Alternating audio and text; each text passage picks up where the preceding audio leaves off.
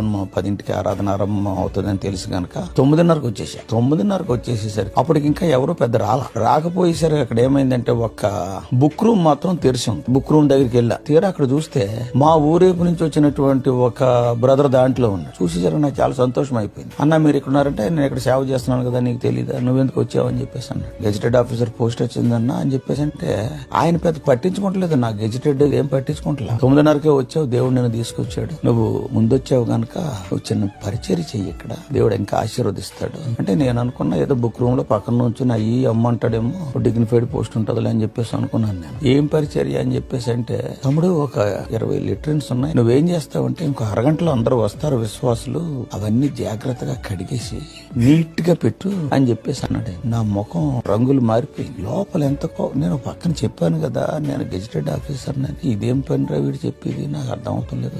Gazetted అంటే నీకు తెలుసా, లోపల తిట్టుకుంటున్నా కానీ మందిరంలో ఉన్నా. ఇక్కడ 2 విషయాలు, చెప్పింది చేయకపోతే ఇతను డిజోబీడియంట్ అంటారు, చేయటానికేమో నాకు ఇష్టం లేదు. దేవుని మందిరంలో చేయలేక కాదు, this is the first assignment. ఎబ్రోన్లోకి ఎంటర్ కాగానే గెజిటెడ్ పోస్టింగ్, ఇది ఇష్టం లేదు లోపల, కానీ కాదనకుండా ఉండాలని చెప్పేసి ఆ రోజున దేవుడు అది ఏర్పాటు చేయకపోతే ఏమో జీవితం ఎలా ఉండేదో తెలియదు. అక్కడికి వెళ్లి ఫస్ట్ లెటర్ ఏదో తలిపేసి కడుగుతాను, in obedience to his orders. కడిగిన తర్వాత ఒకటి కడిగిన సెకండ్ దాంట్లోకి వెళ్ళి సెకండ్ కడిగే టైంలో